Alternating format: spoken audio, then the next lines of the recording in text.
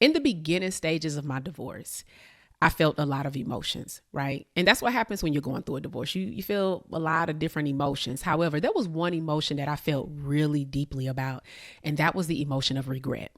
And when I'm talking about the emotion of regret, I'm not referring to the regret of dissolving. I'm actually referring to the regret of staying, feeling like I stayed too long, okay? Because at that time, I was angry because it didn't work out the way I had hoped for. You know, one of the things I always tell people is that nobody gets married to get a divorce. You get married, your goal is to stay married. However, sometimes that just doesn't go as planned. I felt embarrassed because I wasn't able to prove specific people wrong. Okay, like I'm just going to be honest with you. That was a little ego of mine, wanting to prove people wrong. Because sometimes you have people that just don't root for you or already think negative about your situation. And so me being the woman that I was back then, I got a high on proving people wrong, even if it was at my own detriment. And I also felt behind. I did. I felt behind because I felt like those years that I put in the marriage held me back. And I could have been a whole lot further in my life, in my finances, in my career. It was so many different things that I felt like I could have been more ahead in my life about had I left sooner or just never got married in the first place. And so that kind of regret that I had kept me in this mental dialogue of wishing what I could have done differently, thinking about like, what could I have done differently?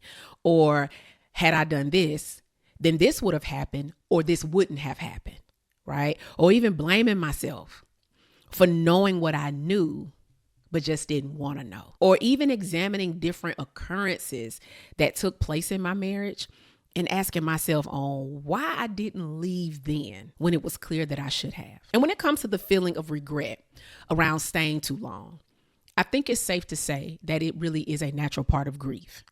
Because you can actually be looking back on the numerous of times that you were betrayed and you looked the other way, or looking back on the unresolved problems that were always there, but kept hoping they would eventually change, even though the ability to change wasn't there. You can be looking back on the exchange of sacrifices that were made to keep the marriage together, even when the sacrifices involve compromising your self-respect and dignity. You can be looking back on those moments when your intuition told you to leave, but fear and doubt made you stay. You can also be looking back on all the years and time that you are unable to redeem, only to wonder if it's too late to rebuild the life you desire. And although that may be normal to have those thoughts, right? Because it's a natural part of grief.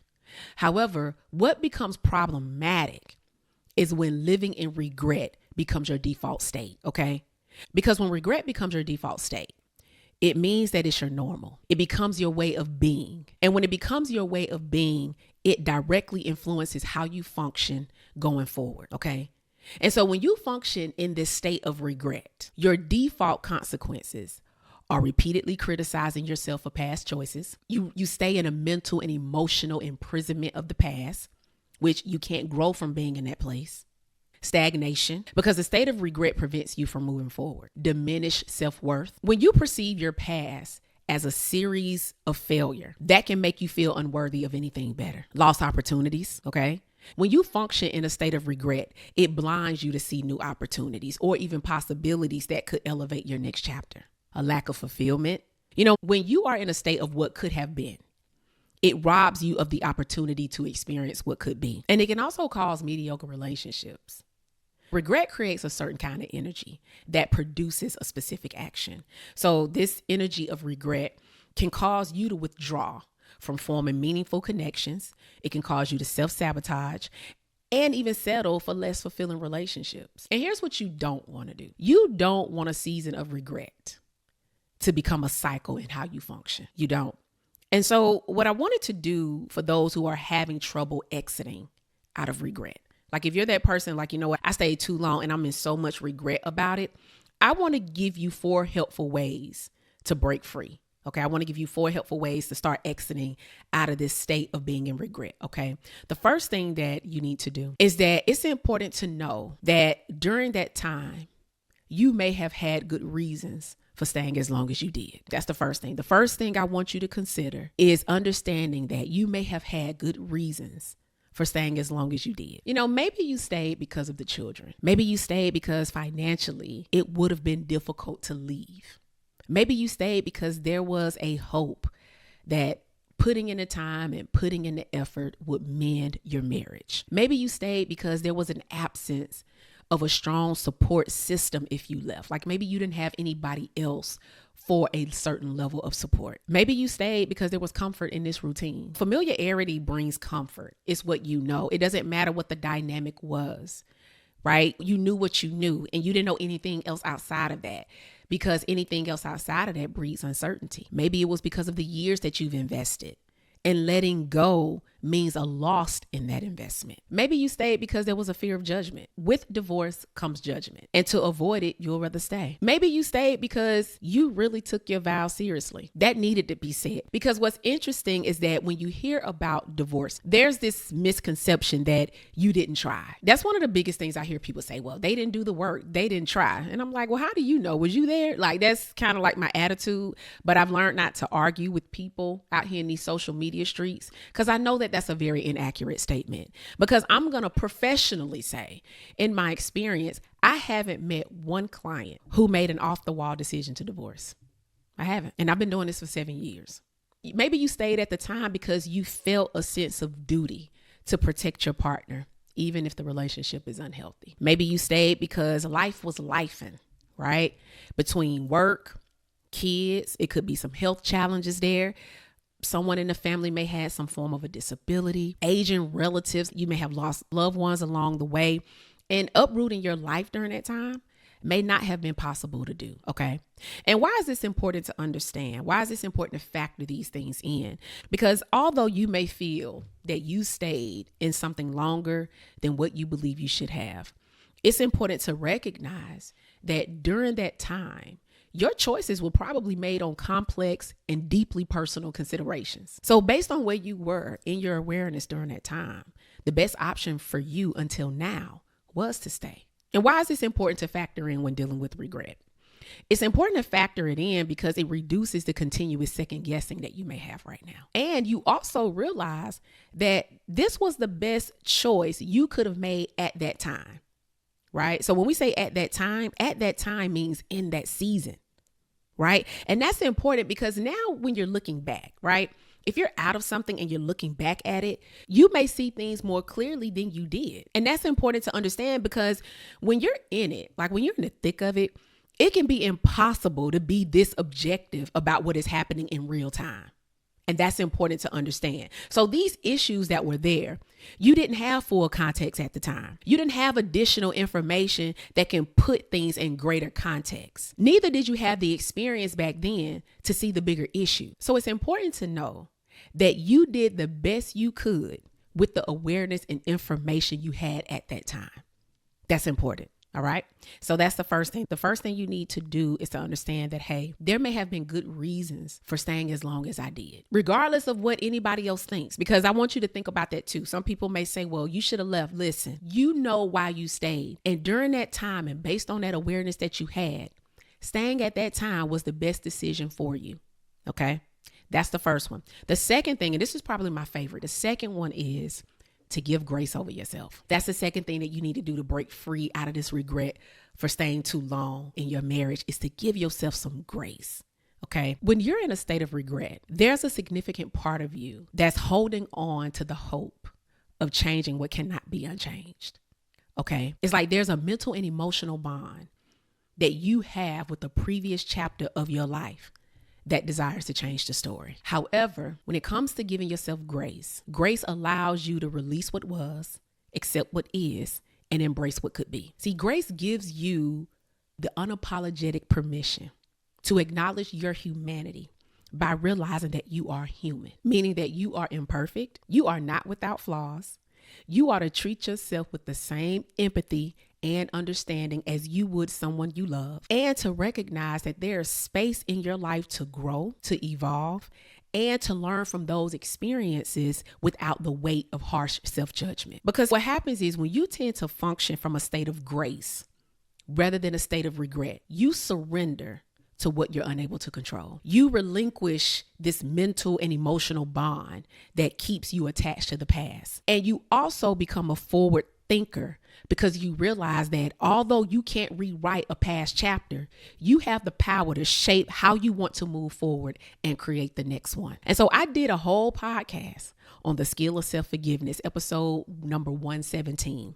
It's called The Skill of Self-Forgiveness, 4 things that you must do. And I'm going to drop that down in the show notes because I want you to go and reference that, because many people struggle forgiving themselves. They struggle on giving themselves grace. They will give it to other people, but they struggle with giving it to themselves. And so I'm going to drop it down in the show notes for you all to tune in. And so that's the second one. The second one is to give grace over yourself. All right. If you're here, most likely you're either thinking about a divorce, going through one, you're already divorced, or even transitioning out of a non-marital relationship. However, no matter where you are on the spectrum of that journey, one of the biggest misconceptions is how disruptive this experience can be. And here's the thing, even if it was the best choice, it doesn't mean that it hurts less. And you don't have to pretend to be okay. Neither do you have to be strong about what you're going through, because the truth of the matter is that it impacts you. It can impact you mentally, emotionally, spiritually, financially, legally, relationally, and even professionally. And because of that, it is crucial to act accordingly. And so what does this mean? This means that it is very important for you to be intentional about your next chapter going forward. And a huge part of that is recovering on purpose. And to help with that, I created a free audio guide that outlines 7 healthy ways to help you through this transition. And to access your free copy of that audio guide, then please head over to my website, tanyacarter.com/turning the page. Okay, that's tanyacarter.com/turning the page. And I will put a link down in the show notes. The third thing that I want you to do to break free from being in a state of regret is that I want you to do this exercise. And this exercise is to write your own obituary. I know it's very extreme, but this is a very good exercise that I want you to do. I want you to write your own obituary. And I'm going to talk about this, right? The purpose of this exercise is to reconnect with what really matters to you, which is why I want you to do this. I want you to learn how to reconnect to what matters to you. Recently, I just did a 7-day workshop, okay? And so if you participated in that workshop, one of the things that I talked about was the importance of time, because one of the things that I share about my story is that I was so attached to this old, outdated narrative. And what happens is that old, outdated narrative, it didn't align with who I wanted to be. It didn't align with what I desired to have. It didn't align with who I knew I could become. Okay. And what happens is that when you're in this state of regret, you become so disconnected to what matters to you. And you default into this survival mode and this autopilot mode. And what happens is when you are in that state, guess what happens when it comes to time? Time is still ticking. Right? Time doesn't wait when you're in that mode.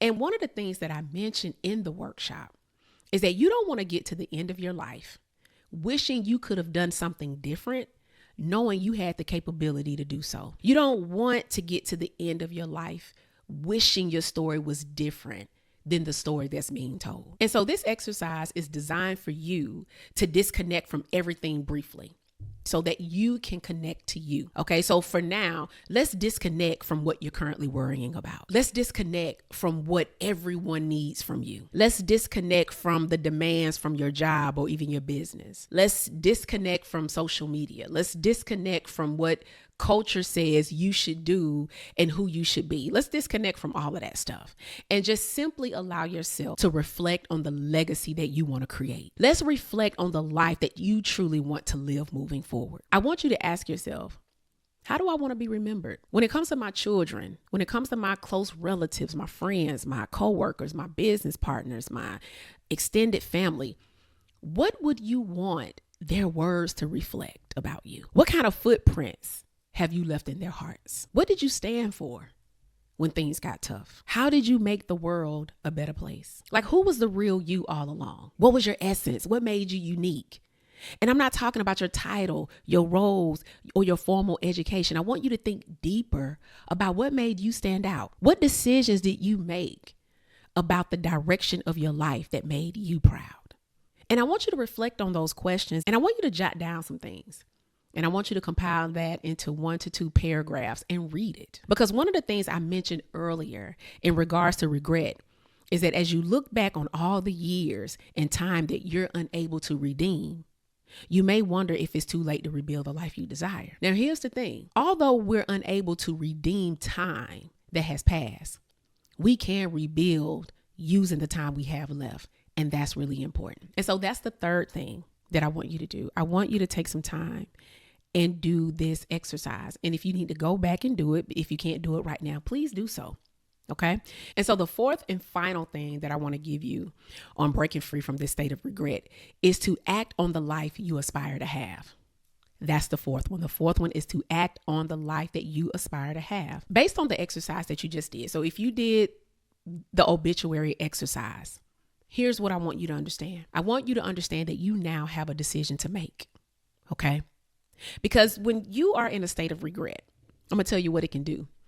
It can also give you this false belief that you actually don't have a choice. Like, think about it. How many times have we said, I don't have a choice? I don't have any other options. We think that there's another option available. That's what being in the state of regret can do to you. It can make you believe that you have zero autonomy over your life. And what happens is if you operate and act on the belief that you have no autonomy, that you have no authority, that you have no say-so over your life, it will cause you to not be purposeful on your future decisions, okay? Because here's the thing, when you don't believe you have any form of autonomy or authority over your life, then you will find excuses to validate that truth. And you will avoid taking steps in a better direction. And so when I say act on the life that you aspire to have, that means that you must now decide on purpose, not by default or even by your current circumstances. This is now about taking the story that you want to be told about you from this day forward and doing the work it takes for it to come into existence. This is where we now want to take what we desire and make that vision come to life. And the only way that can happen is on purpose. That's the only way it can happen. And this is so important because I really wish I can tell you that in making this decision to be on purpose, this will also mean that your thoughts or your emotions wouldn't try to prevent you from doing so. I wish I can tell you that. I wish I can tell you that things won't happen to make you think it's not worth it. I wish I could tell you that you would never feel like quitting. I wish I can tell you that everything will go exactly how you want it to be. However, that's not accurate. As a coach, I don't even tell my clients this because it's not true. You know, when we read the obituary of someone that we love and admire, we hear about their accomplishments, how loved they were by many people, how they were a help to those in need, a great father, a great mother, sister, brother, friend, husband, wife, uncle, aunt, cousin. It's like we hear all these amazing things. And in those amazing things on their timeline of life, mind you that person still experienced doubt. They still experienced some resistance, heartache, adversity, a fair amount of challenges, grief. And I'm also sure that there were things that at one point they did regret. And I say all that because even though you may have some form of regret about staying too long, remember I said that's a natural feeling to have when it comes to grief. It doesn't have to define the entirety of your story.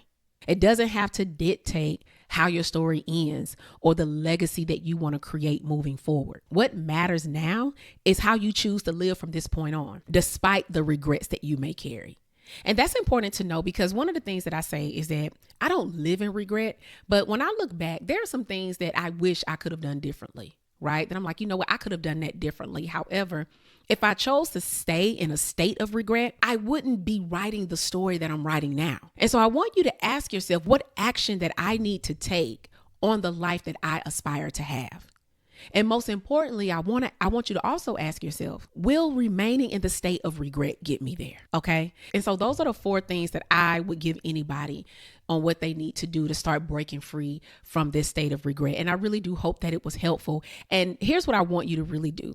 Take some time and do that exercise. That exercise is a game changer because it allows you to start thinking forward right? Remember, we can't do anything about what's already been written, but what we can do is decide how we want to write our pages moving forward, okay? So please make sure that you are following me on my social media handles. My Instagram is I am Tanya Carter. My Facebook is Tanya Carter. YouTube, Tanya Carter. I'm all things Tanya Carter, and I will put everything down in the show notes. And also, please make sure that you subscribe to the podcast so that you can receive notifications on when the podcast will drop. And also leave a review. If you know that this podcast has been very influential to you on your transition out of a divorce or a breakup, please head over to Spotify and or Apple Podcasts to leave me a review. And last but not least, share this information. If you know someone who could benefit from this podcast episode, then share this episode to them so that it can be a blessing for them. All right. So thank you all again for tuning in with me this week. You all have a wonderful and an amazing week, and I will see you next time. Take care.